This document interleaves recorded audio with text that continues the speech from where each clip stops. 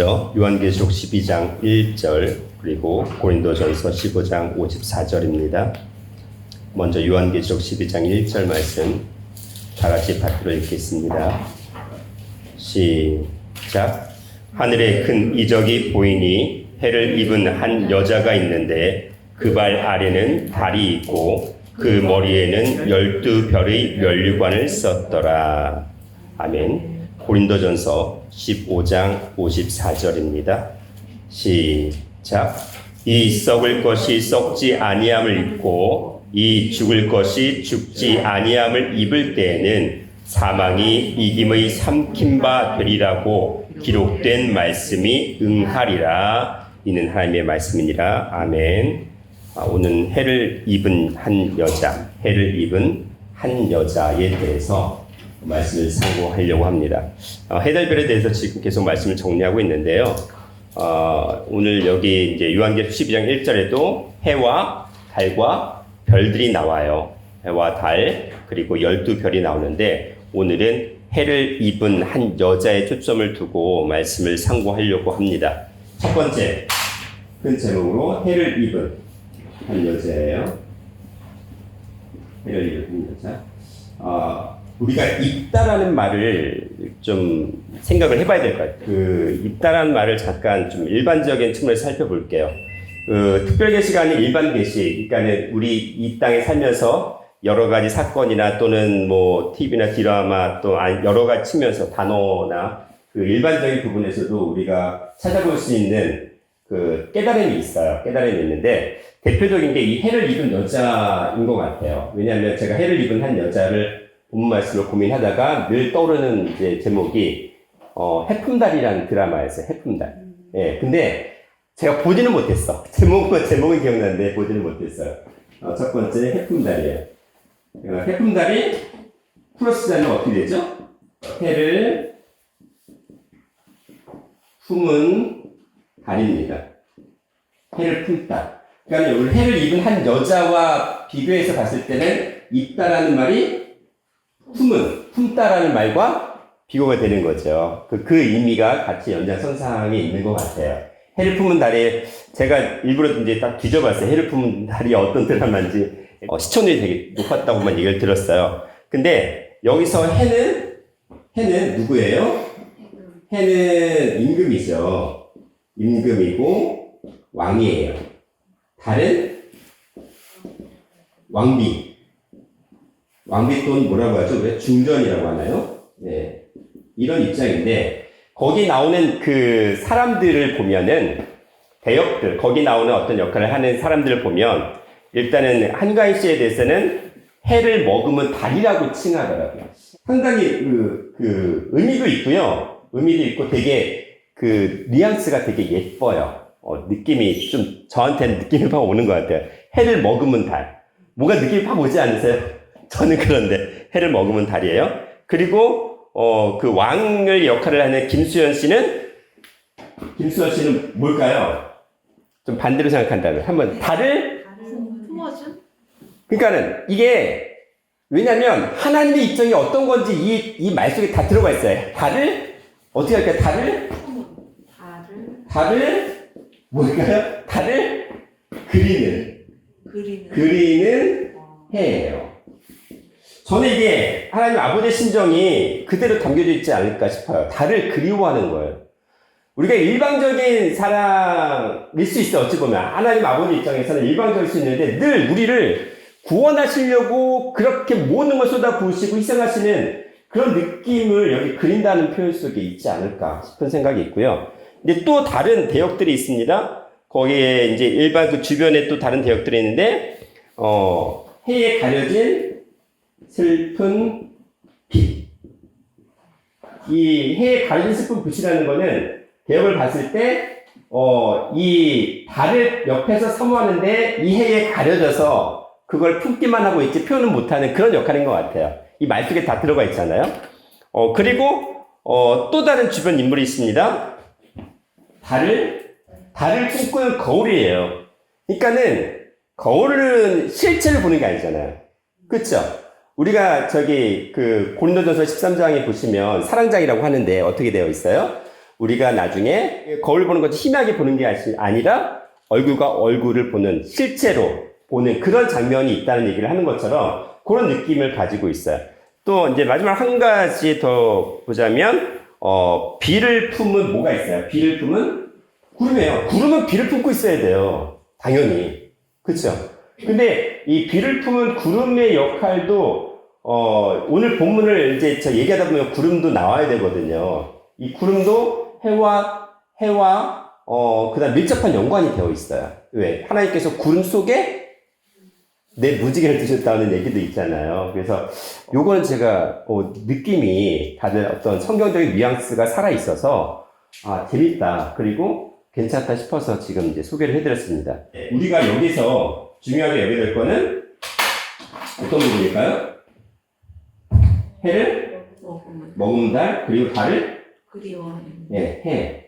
해를 머금은 달, 달을 그리는 해. 우리 입장은 해를 입은 한 여자잖아요. 그럼 해를 머금은 달인데 그거 갖다가 제목을 잡아서 해를 품은 달이 되는 게 요 드라마의 결론입니다. 근데 우리의 결론도 뭐가 돼야 되는 거예요?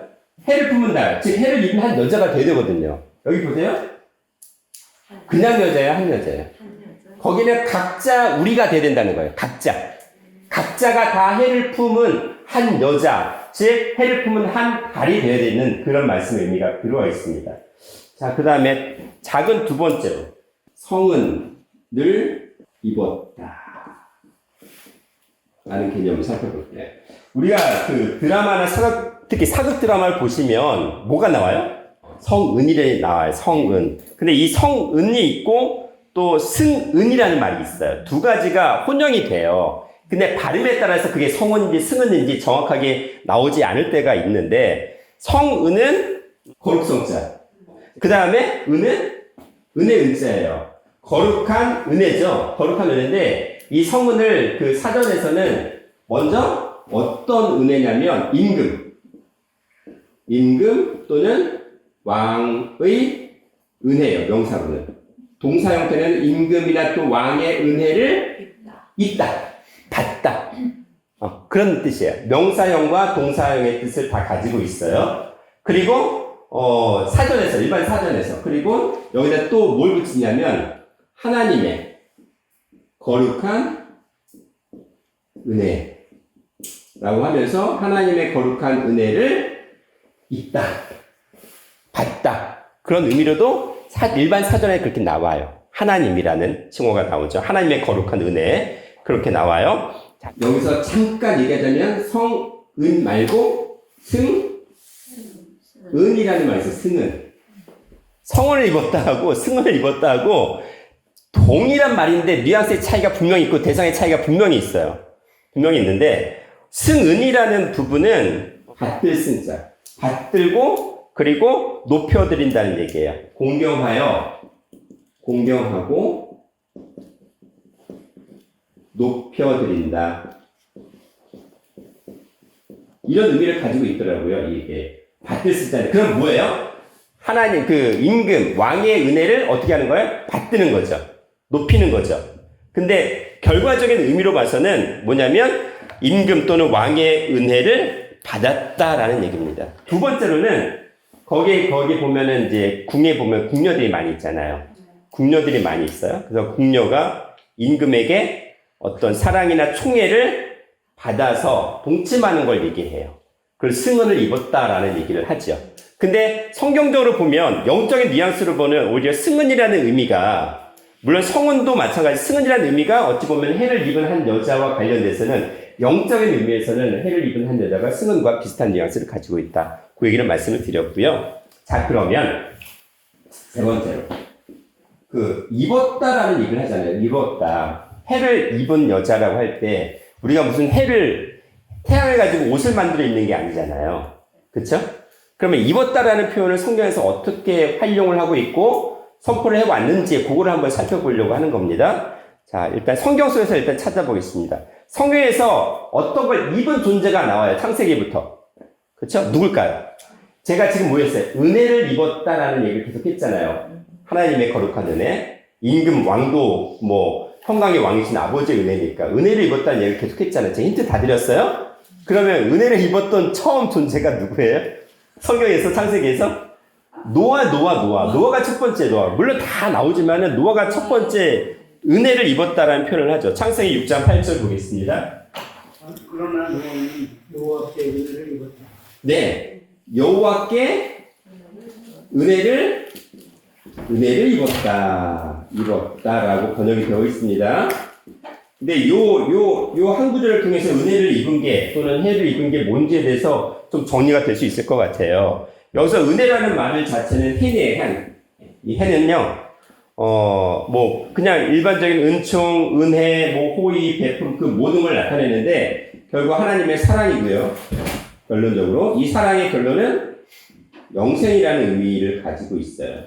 그것이 해의 결론이에요. 근데 여기서 입었다라는 말 자체를 우리가 좀 살펴봐야 되는데, 입었다라는 거는 마차라고 합니다.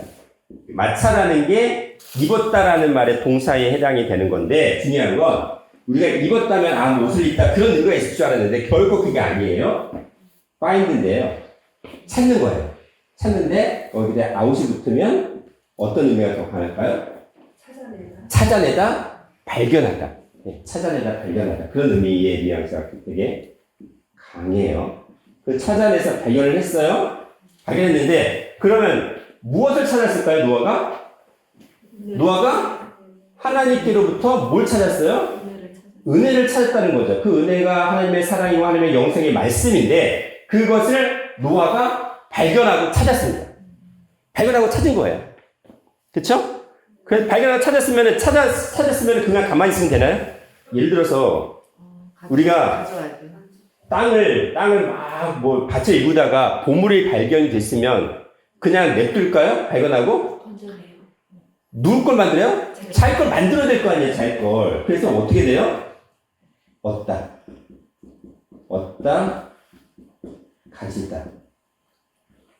자기 것을 만드는 거예요.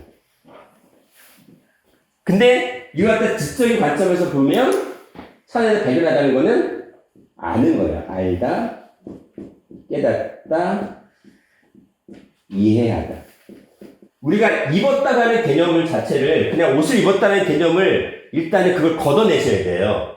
입었다라는 개념은 성경에서 말씀하기를 발견하고 찾아내고 그것을 발견하고 찾아내서 자기 것으로 만든 결과가 알게 되고 깨닫게 되고 이해하게 되는 거예요.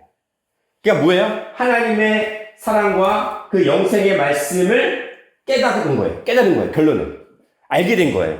깨닫고 알게 된 것을 나타내는 겁니다. 그래서 결국 뭐예요? 이거를 발견했으면 또 발견했다는 거는 만나다의 의미도 있지만 결론은 배우게 된 거죠.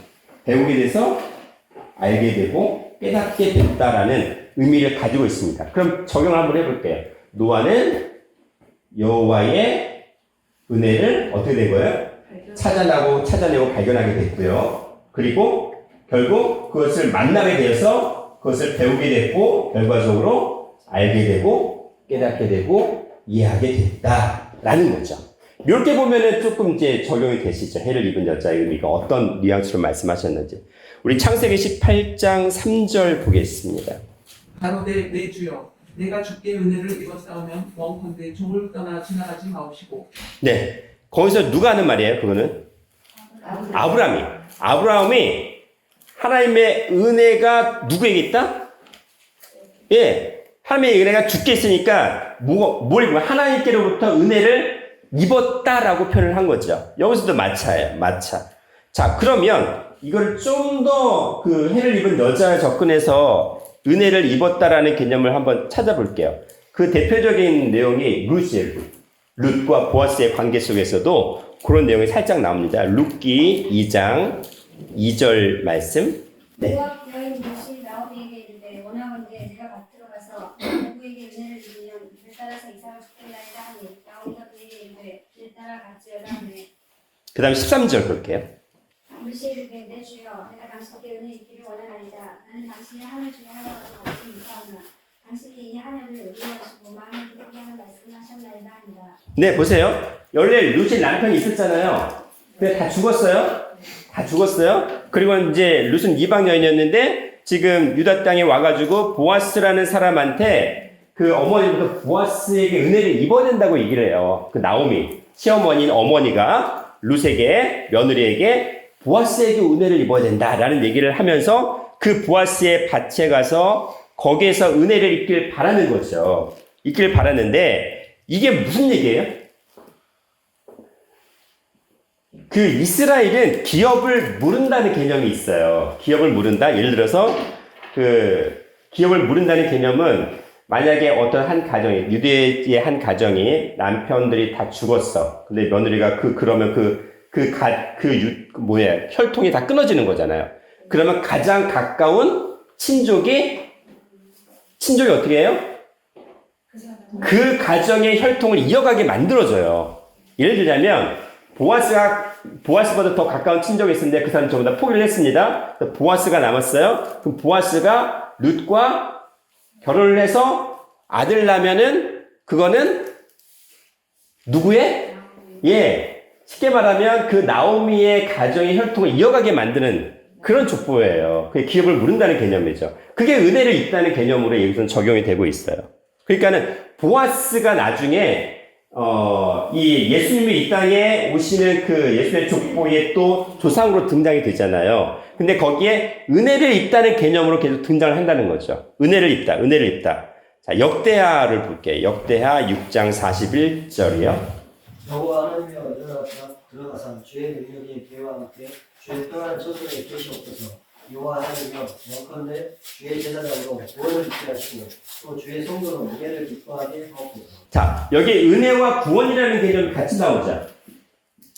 은혜와 구원이라는 같이 나오는데 결국 뭐냐? 은혜의 결론은 구원을 입는 것이라는 개념으로 같이 말씀을 하시는 거죠.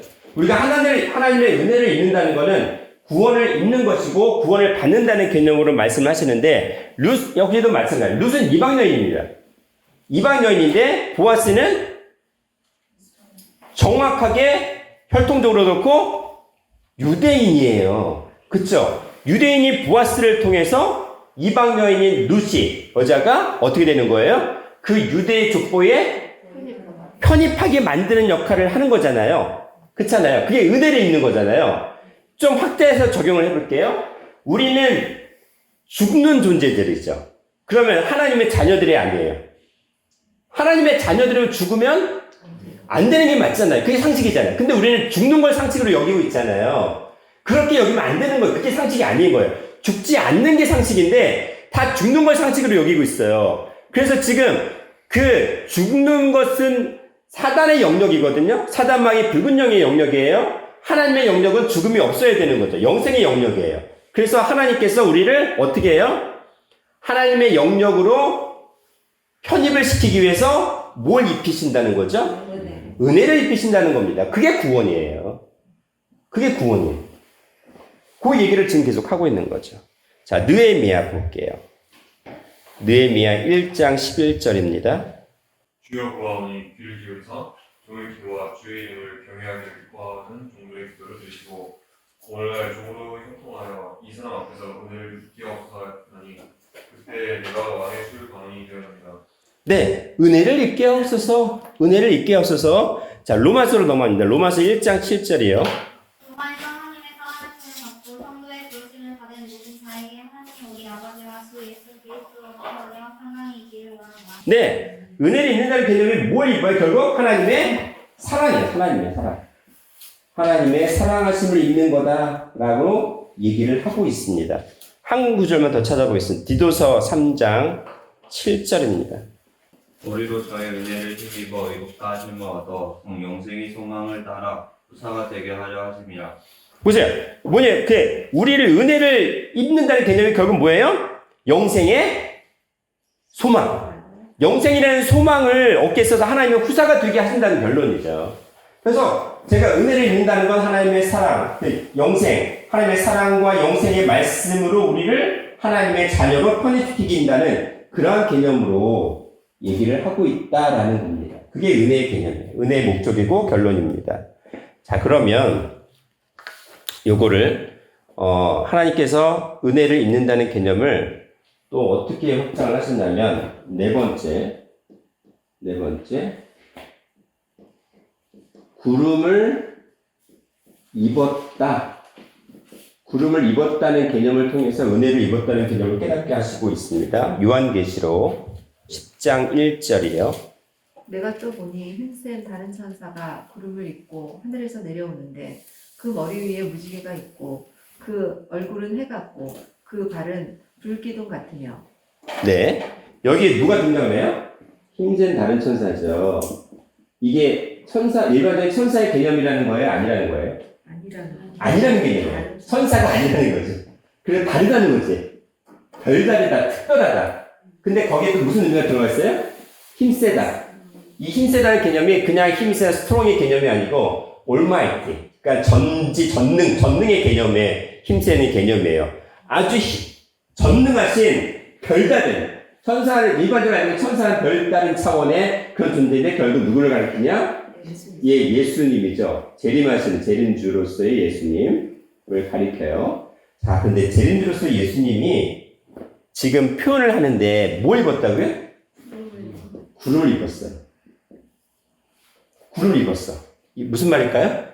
이 구름이라는 개념을 이제 나중에 기회 되면 구름에 대해서 또 구체적으로 한번 해봐야 되겠지만 1차적으로는 구름은요. 구름 속에 뭐가 있어요?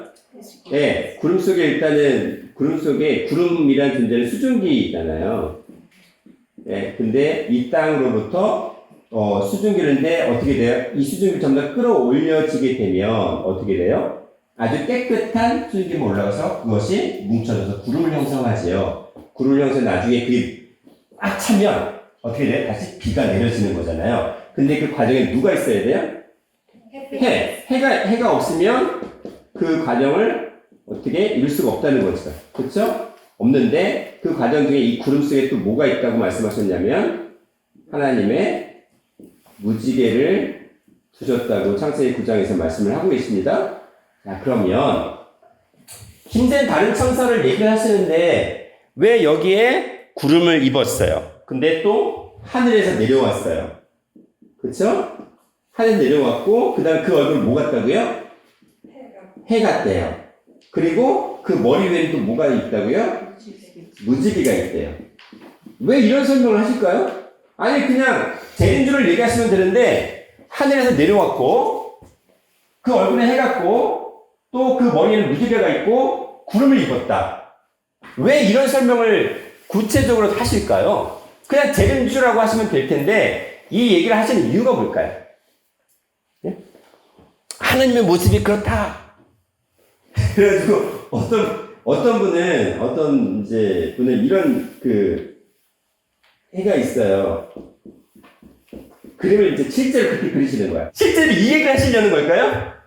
아니잖아요. 상식적으로 생각을 해도. 그쵸? 그건 아니거든요. 그러면은 하나님께서 말씀하시고자 하는 의미가 분명히 있으시잖아요. 물론 이제 아까 권사님 말씀하신 것처럼 구름은 사람들을 나타내기도 하고 복수 형태로 또는 한 사람을 얘기하기도 해요.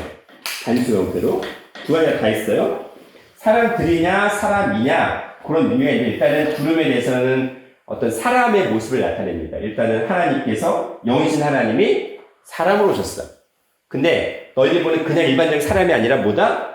태양이다. 시편 84편 11절처럼 하나님은 해다 라는 얘기를 하셨으니까 태양 같은 존재야.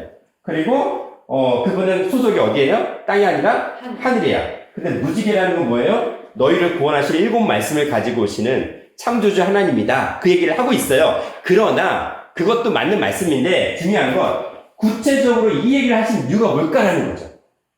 1차적으로 우리가 하나님이 사람으로 오셨죠. 영이신 하나님이 보이는 사람으로 이 땅에 오셨죠. 그리고 보이는 사람으로 오셔가지고 예수님이 죽음을 당연히 여기는 이스라엘 백성들에게 뭘 보여주셨어요? 부활을 보여주셨죠. 야, 죽음이 끝이 아니라 뭐 할 수 있다? 부활인데 부활의 끝은 뭐예요, 그럼? 영생이잖아요. 아니, 죽었다가 죽음에서 부활했어, 사실안했어. 그럼 다시 죽으면은 말이 안 되잖아요. 부활의 결론은 뭐 해야 되는 거예요? 영원한 생명이어야 되잖아요. 영원한 생명인 걸 말씀을 통해서 보여주시려고 하신 거죠. 하나님이 뭐 부활했다는 개념이 하나님에게 적용이 안 돼. 하나님이 영원하신 분이기 때문에. 그렇잖아요. 그거는 야, 너희와 같은 나 사람이야. 사람인데 어떻게 돼? 죽지 않고 부활해서 영원히 살 수 있다는 걸 보여주시려고 하신 거잖아요. 그럼 요거는 뭘 보여주시려고 하신 거예요? 지금 흰색 다른 천사에 대한 요 표현은 뭘 보여주시려고 하신 걸까요? 영혼은 영혼성. 영혼 없어요. 영혼. 제가 지금 설명드린 그 해를 입은 여자를 지금 말씀을 드리면서 요게를 지금 제가 말씀을 드리는 거잖아요. 그러면 동일하게, 야, 너희는 사람인데, 특히 어떤 사람? 말씀의 씨가 없는, 뭐예요? 남자예요, 여자예요? 여자 같은, 영적으로 여자 같은, 생물학적인 존재가 아닌 영적으로 여자 같은 존재인데, 왜냐면 이 여자 같은 존재라는 건 구름이잖아요, 구름. 대비를 한번 보자고요. 구름을 입었다는 개념은 사람이잖아요. 근데 우리 이 땅의 개념에서 사람은 여자예요. 다 여자예요. 그런데 그 얼굴은 뭐 같다고요? 해야. 근데 그 여자가 해를 만났어. 해를 입었다는 건 뭐예요? 해는 하나님이잖아요. 그렇죠? 예. 하나님이시고 신랑이라고 하셨고 또 창조주 그리고 구세주, 메시아라는 이 표현을 다 쓰고 계세요. 성경 속에서는. 그러면 이 해를 여자가 만났어. 만나면 어떻게 돼야 돼요? 만났는데 만나서 아무 말도 안 하고 가만히 있으면 그게 돼요? 뭔가 역사가 이루어져야 되는 뭔가를 얘기를 하고 대화를 해야 될 거 아니에요. 그렇죠? 대화를 하는데 그 대화의 핵심은 뭐예요? 무지개라는 거죠. 말씀이라는 무지개. 무지개는 제가 전에 말씀을 드린 것처럼 7색깔을 하잖아요. 7색깔인데 보세요. 무지개의 색이 빨주, 노초, 파남보를 정확히 구분할 수가 있어요? 구분할 수 있나요? 돼요? 무지개는 하나야. 하나의 무지개가 빨주, 노초, 파남보를 정확히 구분할 수 있나요? 아니야. 왜냐면 지금 흰센다는 천사가 나오는데 뒤를 읽어요. 창세기 10장. 요한계시록 10장 2절 3절 읽어볼게요. 그 손에 펴놓은 작은 책을 들고 그 오른발은 바다를 밟고 왼발은 땅을 밟고 사자에 부르짖는 것 같이 큰 소리로 외치니 외칠 때 일곱 무리가 그 소리를 갈아 넣어라. 네, 거기가 몇 개? 큰 소리 있잖아요. 그 큰 소리가 몇 개예요? 큰 소리. 아니, 큰 소리 자체만으로 몇 개예요? 하나. big voice. 하나인데, 몇 우리가 말했다고요? 하나인데, 분명히 하나인데, 일곱 우리 같은 말씀이 선포가 됐다는 거죠. 지금 무지개는 하나죠. 근데 우리가 색깔을 빨주, 노초, 파란 7색깔을 얘기하는 이유가 뭐예요? 네? 제가 뭘 말씀을 드리려고 할까요? 그렇죠? 예수님이 한 분이야. 아버지 한 분이신데 한 분의 그 말씀 속에는 그 말씀이 7갈래로 갈라진다는 얘기가 아니라 한 마디가 선포가 됐는데 그 한 마디의 말씀, 성경이라는 그 한 말씀은 뭐냐면 우리를 어떻게 하신다는 거예요? 완전히 구원하시는 말씀의 개념이다라는 거죠. 제가 7에 대해서는 뭐라고 말씀을 드렸냐면 3 더하기 4잖아요. 그렇죠? 땅이고 하늘이잖아요. 땅이 하늘을 만나야 돼. 사람이 창조주를 만나야 돼. 그렇잖아요. 그래서 완전수잖아요. 완전이라는 개념은 숫자의 7개라는 개념이 아니라 구원이고 영생이라는 개념이기 때문에 그래요. 완전이라는 거는 우리가 영생에 이르러야 된다는 그 영생이 완전이지 죽음은 완전이 아니에요. 그렇죠? 그 얘기를 지금 하는 거예요. 그래서 3 더하기 4의 개념이 7이고 3 곱하기 4가 되면 12가 되는 거잖아요. 그래서 12도 우리 완전수라고 하잖아요. 그렇죠?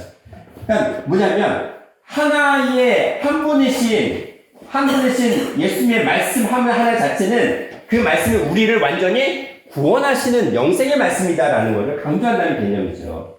그래서 예수님 십자가상에서도 몇 말씀? 가상치가 7말씀 하시잖아요. 7말씀. 그리고 창세기 1장에서 보시기에 좋았다라가 7번 나오잖아요. 그래서 그런 차원이라는 얘기예요. 그렇다면 무지개 그 머릿속에 무지개 있다는 거는 우리를 완전히 구원하시는 말씀을 태양 대신 신령한 태양 대신 하나님께서 무엇인다? 사람에게 주실 수 있는 분이라는 얘기죠. 그럼 거꾸로 역산을 할게요. 역산하자면 지금 구름이니까 구름을 입고 있다는 것이 있다는 거는 자 구름이죠? 구름은 뭐예요? 사람이죠. 그렇죠? 그리고 사람이에요. 지금 낮아지신 걸 다시 올리는 거예요, 다시. 그런데 그 얼굴을 뭐 같다고 했어요?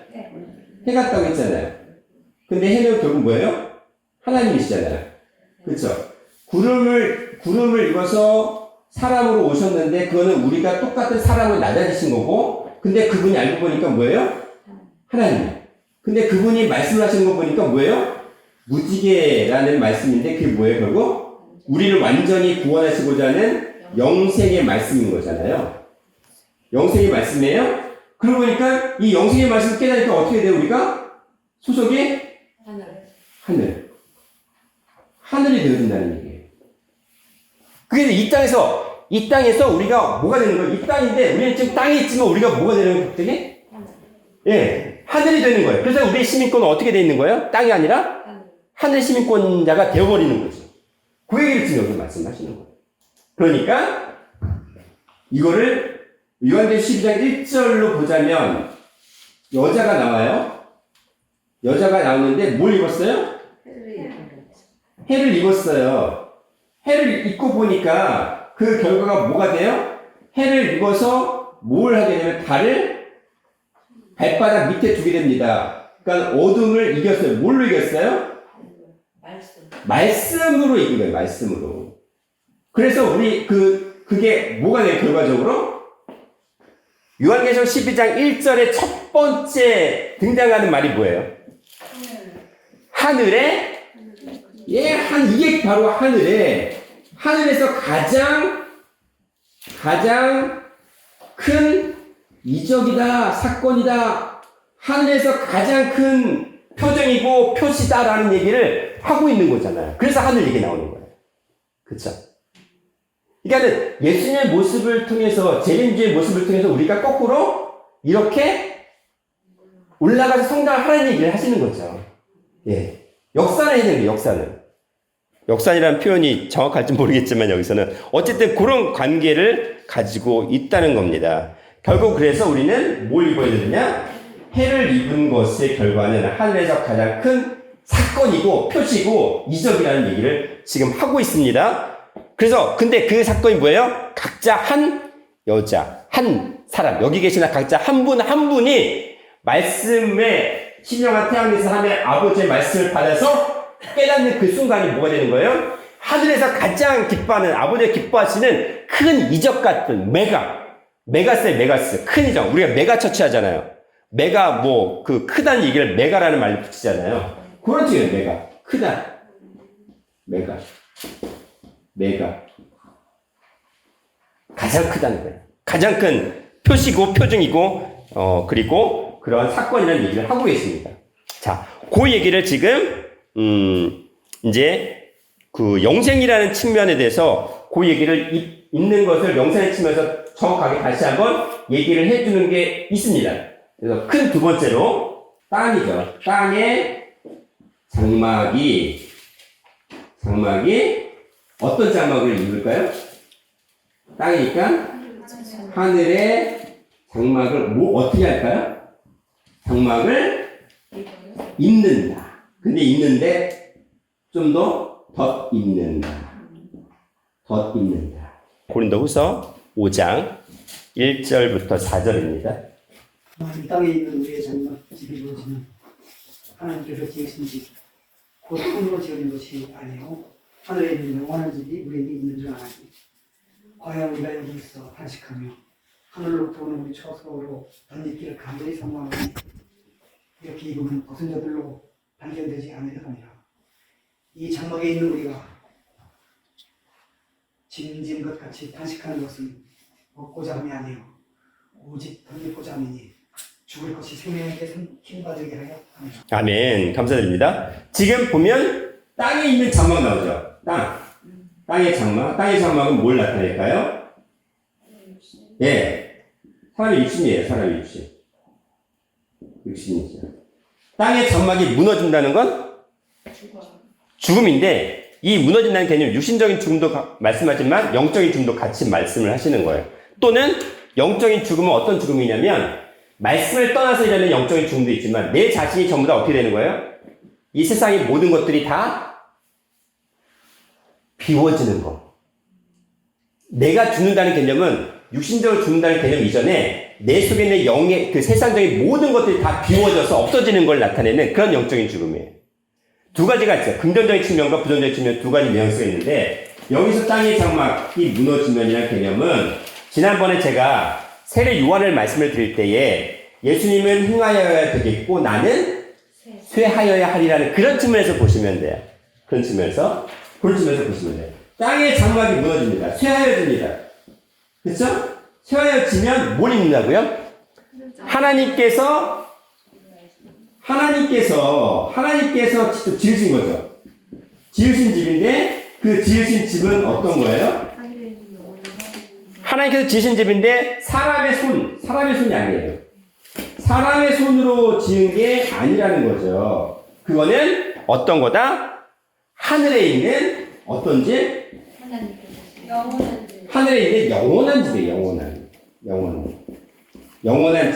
영원한 집이에요. 하늘에 있는 영원한 집. 그 하늘에 있는 영원한 집은 하늘로부터 오는 우리의 처소다라고 얘기를 하면서 결과적으로 뭘로 얘기하시냐면 그 땅에 있는 장막은 바로 죽을 것이라고 하셨고 하늘에 있는 영원한 장막은 뭐다? 생명이다 라고 얘기를 했어요. 생명 그렇게 얘기를 하셨잖아요. 자, 그래서 이거 갖다가 지금 고린도후서에서는 뭘로 정리를 했냐면 땅에 있는 장막이 뭘 입어요? 하늘에 있는 장막을 덧입고라고 해서 덧입는 건 우리가 뭘 입고 있죠. 뭘 이미 입고 있어요. 입는데 입었어. 근데 여기 위에 뭘 또 더 덮는 거잖아요. 그쵸? 더 덮는 거예요. 그걸 덧입고라고 그러죠. 더 덮는 거예요. 이미 우리는 뭘 입었어요? 육신을 입었다고 표현을 해야 돼요. 육신이라는 걸 입었어요. 근데 우리의 본질은 뭐다라는 얘기예요? 영원이기 때문에 이 육신을 결국 어떻게 돼? 지금 있는 몸은 이대로 가다가 어떻게 돼요? 죽어 없어져요. 썩어져요. 썩어 문드러지잖아요. 근데 이게 지금 없어진다고 개념을 하면서 뭘 덧입게 돼요? 하늘의 장막을 더 덧입게 되면 이 죽을 수밖에 없는 육신이 뭐 하게 된다? 영원히 산다는 얘기를 하는 거예요. 영원히 산다. 그거 갖다가 죽을 수밖에 없는 이 육신이 생명으로 어떻게 했다? 삼켜버렸다 해서 삼켜버리다. 생명이 죽음을 삼켰어요. 우리 육신이 죽을 수밖에 없는 육신이 하늘의 육신을 입는 것을 생명이 사망을 삼켜버린 거예요. 그렇게 되면 결과가 뭐가 되는 거예요? 영생이잖아요. 요걸 갖다가 요한계시록 10장 1절 기준으로 보자면 어떻게 되죠? 땅의 장막은 달에 비친 여자죠. 그리고 하늘의 영원한 장막은 해죠. 하나님 아버지이신 해잖아요. 요걸 입은 걸 갖다가 땅의 장막이 하늘의 영원한 장막을 덧입었다라고 더 구체로 얘기하셨고 그 결론은 뭐냐? 죽을 것이 생명에 삼킨 바 되었다. 즉 생명이 죽음을 삼켜버렸어요. 그걸 덧입었다라고 얘기를 하는 거예요. 자, 그러면 이 육신이 없어진다는 얘기예요? 아니면 이 육신이 그렇게 영원한 존재로 변화가 된다는 얘기예요? 덧입었다는 개념은 우리가 이미 이런 육신이지만 죽을 수밖에 없는 육신이지만 영원한 영생의 말씀을 받게 되면 이것이 뭐가 되는 거예요? 하늘의 영원한 장막으로 변화가 되어진다라는 얘기를 하고 있는 거예요. 이 몸이 중요하지 않다는 얘기가 아니라 이 몸도 중요하다. 그래서 데살로니가전서 5장 23절에 평강의 하나님, 즉 영원한 영존하신 아버지가 이 땅에 재림하실 때에 너희 영과 혼과 육이 흠없이 보존되기를 원한다고 하신 것처럼 그 얘기를 지금 하시는 겁니다. 그렇죠? 참고로 이 삼킨다는 건 죽음을 뭐 한다는 걸까요? 죽음의 요소를 전부 다 파괴하고 없애버린다는 얘기예요. 삼킨다는 거는 그 키타피노라고 하는데 죽음의 요소를 전부 다 없애고 파괴하는 거예요. 우리 몸 가운데 예를 들어서 병이 걸리면 뭐가 작용을 해요? 우리 병균이 들어오면 우리 속에서 막 싸우잖아요. 그래서 막 열나잖아요. 결국 그걸 뭐예요? 잡아먹는 거잖아요. 아버지 하나님의 생명의 말씀이 우리 죽음에 타락할 그 세상의 모든 걸 다 잡아먹게 되면 우리는 뭐가 되는 거죠? 변화체, 영원한 변화체가 된다는 얘기를 하시는 거예요. 그런 차원에서 삼킨다는 얘기를 하셨습니다. 자, 고린도전서 15장 54절. 이 썩을 것이 썩지 아니함을 입고 이 죽을 것이 죽지 아니함을 입을 때에는 사망이 이김에 삼킨 바 되리라고 기록된 말씀이 동하리라. 자, 여기도 지금 고린도후서 5장 1절 4절 말씀을 고린도전서 이미 하신 거죠? 썩을 것이 뭐 한다고요? 썩지 않은 것. 예, 썩을 것이 썩지 아니함을 어떻게 한다? 입는다고 했죠. 입는다. 그렇죠? 아까 입는다는 제가 뭐라고 말씀드렸어요? 입는다 의미는 발견하다, 찾아내다. 그것을 발견하고 찾아낸 것을 깨닫고 이해하고 알아서 내 것이 된다라는 얘기인 거잖아요. 그렇죠? 그게 있는다는 거예요. 그래서 지금 여기서 있다라는 말도 아까 우리가 지금 요한계시록 12장 1절에 그 입다라는 말 있죠. 똑같아요. 해를 입는 거. 그하고 똑같은 단어를 쓰는 엔디오라는 말을 써요. 엔디오. 똑같아요. 근데 여기에 또 뭐 하나 더 붙이면 덧입는다라는 개념이 되죠. 그렇죠? 그래서 요거는 무엇이냐? 요 덧입는다, 썩을 것이 썩지 아니함을 입는다라는 개념은 무슨 개념이냐라고 했냐면 뭐가 됐어요? 사망이 뭐에 삼킴받는다? 고린도전서 15장 54절 표현에는 이김에 삼킴받는 거. 그럼 뭘 이긴다는 거죠? 사망을 이기는 거잖아요. 이김이 사망을 삼켜버려. 사망을 없애버려. 아까 여기 고린도후서에서는 이 이김이 뭐라고 했어요? 생명이잖아요. 생명이 사망을 삼킨다고 했는데 여기서는 이김이 사망을 삼킨다라고 되어 있어요. 요한계시록에서 7교회에게 말씀을 하십니다. 성령이 교회들에게 하시는 말씀을 귀 있는 자는 들을지어다. 뭐 하는 자는? 이기는 자. 근데 이기는 자는 결국 뭐예요? 말씀을 듣는 자. 말씀을 듣는 자가 바로 뭐다? 이기는 자다. 말씀을 들으면 우리가 승리하는 자가 돼서 생명의 사망을 삼켜버리는 결과를 가져온다는 얘기를 하시는 거죠. 그래서 이 결론을 고린도전서 15장 51절 52절에서 말씀합니다. 그럼 내가 너희에게 비밀을 말하노니 우리가 다 잠잘 것이 아니오 마지막 나팔의 순식간에 호련히 다 변화되리니 나팔 소리가 나니 죽은 자들이 썩지 아니할 것으로 다시 살아나고 그리고 변화되리라. 네, 지금 비밀인데 이건 비밀이야. 왜 비밀인지 아세요? 보세요. 말씀은 누구에게나 전부 다 선포하잖아요. 태양은 누구에게나 다 비치잖아요. 근데 그 말씀을 들을 귀가 있는 자만 그 말씀을 깨닫게 되는 건데 깨닫는 것도 전부 다 똑같지가 않아요. 자기 신앙의 분량에 따라 다 깨닫는 정도가 다르잖아요.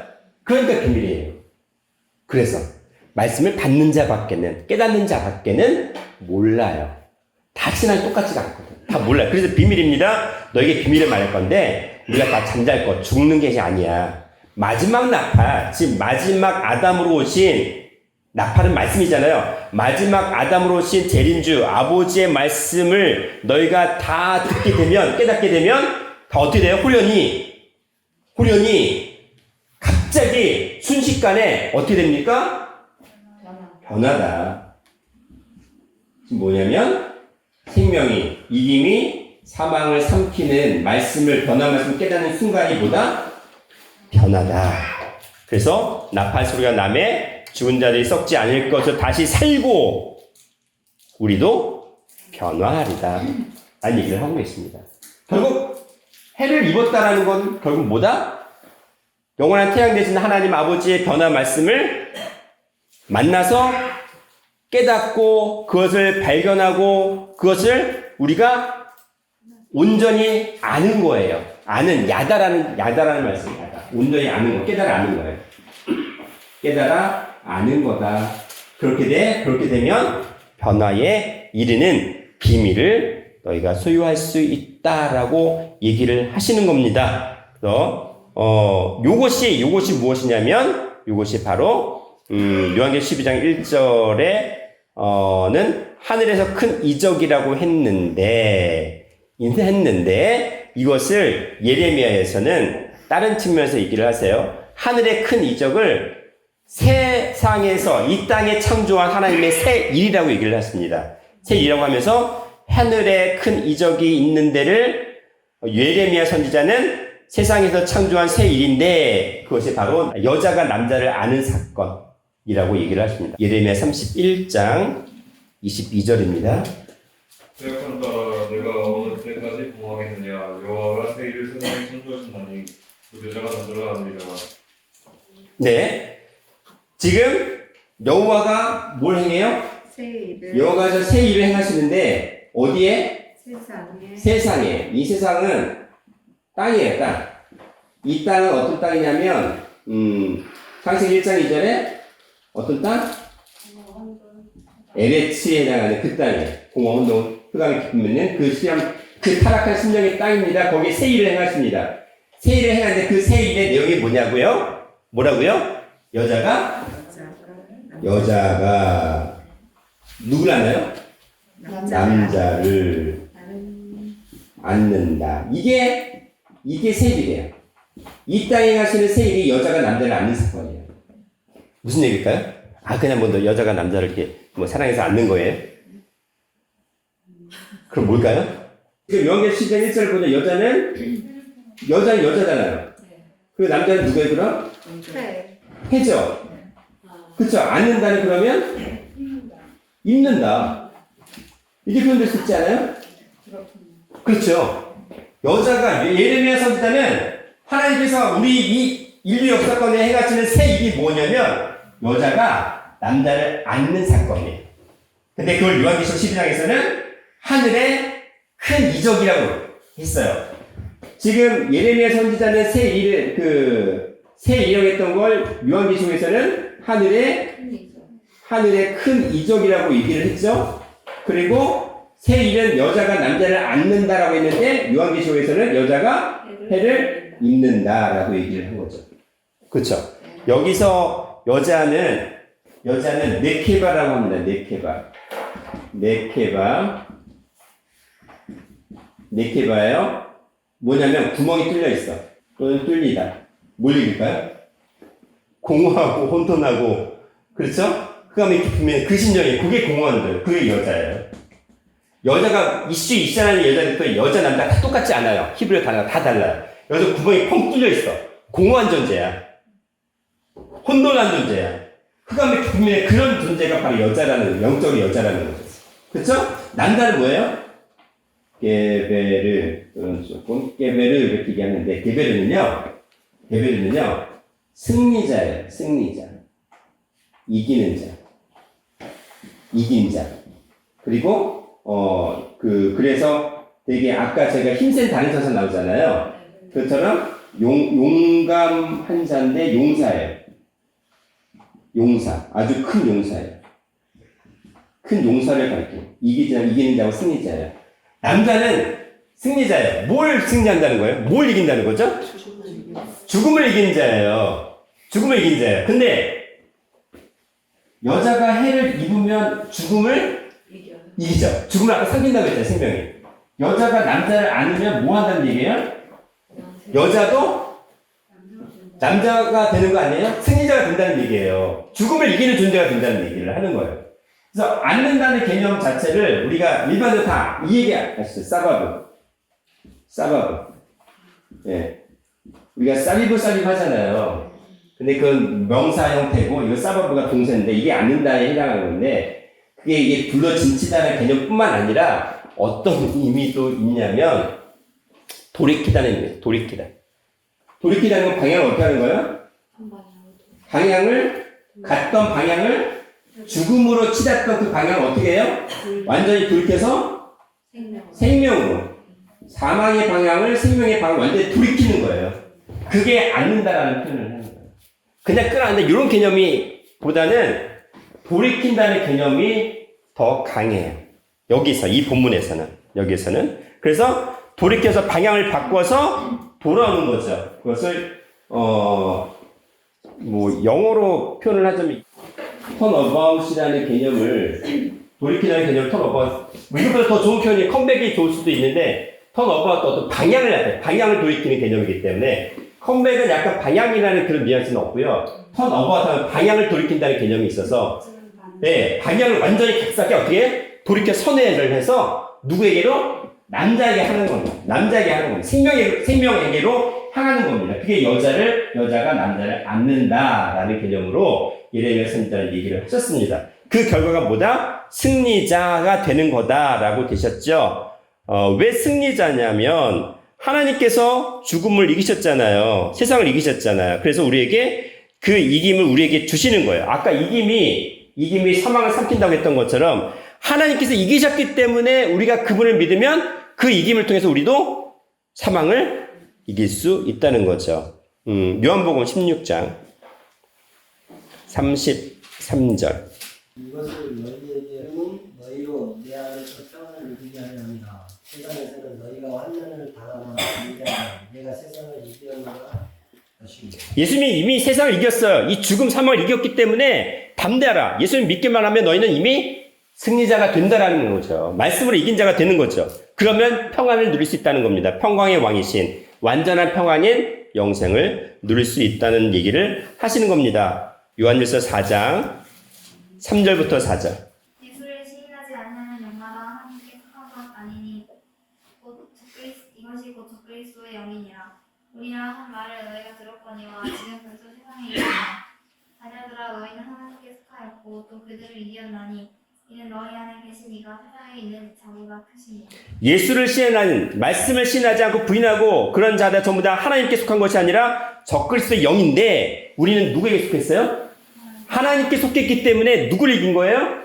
적그리스도의 존재, 옛뱀 사단마귀 붉은 영을 다 이기었다는 거죠. 이기었나니 이미 완료입니다. 우리는 그걸 믿기만 하면 된다는 거죠. 이기었나니 이는 너희 안에 계신 이가 세상에 있는 보다 어떻다? 크다. 이 상상도 못할 정도로 크다는 거예요.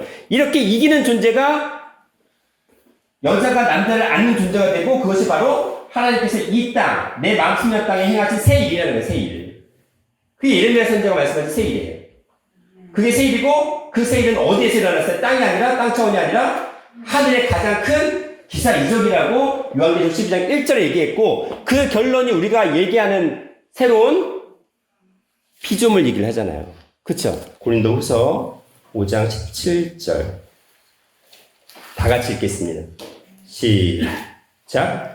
그런즉 누구든지 그리스도 안에 있으면 새로운 피조물이라 이전 것은 지나갔으니 보라 새 것이 되었도다. 완료입니다. 완료. 될 것이다가 아니라 뭐예요? 너희가 예수의 말씀 믿기만 하면 여자가 남자를 아는 새 일이 새 사건이 일어나는데 그것은 해를 입은 여자의 사건이고 그것이 바로 어떤 피조물이다? 새로운 피조물이고 이전 것은 뭐예요? 이전 것은 사망과 관련된 이 세상의 모든 것들이 다 지나갔다는 겁니다.